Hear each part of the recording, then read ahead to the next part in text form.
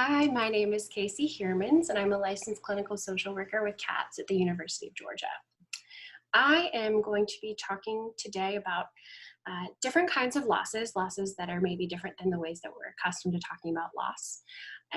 Sometimes referred to as ambiguous loss, but oftentimes it's loss that can take a lot of different forms that can be more abstract and harder to name. I'm going to be focusing on three things today as I talk about these losses. Those three things are non-judgment, meaning, and connection.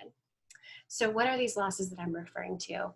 These are losses that I think are typical within the university community, especially in that we all kind of had an idea as to what our lives would look like, what our day-to-day life would look like, what we were expecting to come, how we were expecting to feel, and then very abruptly that looked very different. And that can result in a sense of a loss of community or identity or sense of certainty even that we can reasonably anticipate what's coming next. And that can result in a lot of different emotional responses. Some people struggle feeling much more sad and isolated, more frustrated or irritable, some depression. It can take so many different forms. And this is where the non-judgment comes in.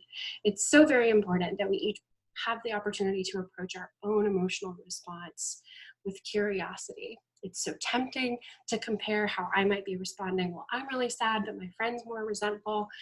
But oftentimes that kind of keeps us at a distance from how we are feeling. And ultimately, there is no one right way to respond to this situation or these kinds of losses. There's not a correct way. There's not a better or worse way. It can be far more helpful to sit with what it is that we are feeling and really to take stock. The second thing is meaning.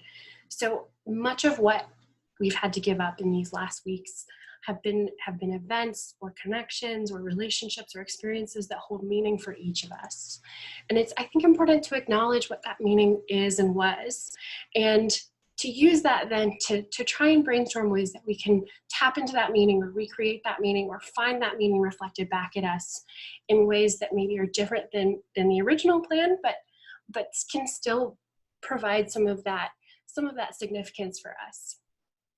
We can do that so many different ways, and we're incredibly lucky to have all kinds of resources at our disposal, particularly the incredible creativity and innovation amongst one another.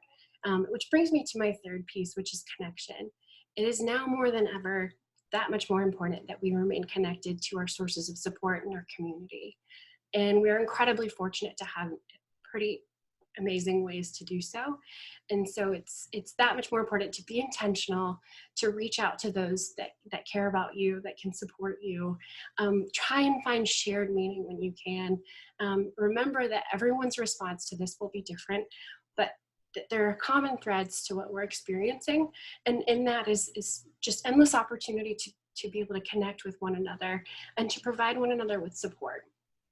If anyone is interested in reaching out to CAPS to talk more about this or have other questions or would like more information about resources, please feel free to do so because we are here for you. The number for CAPS is 706-542-2273.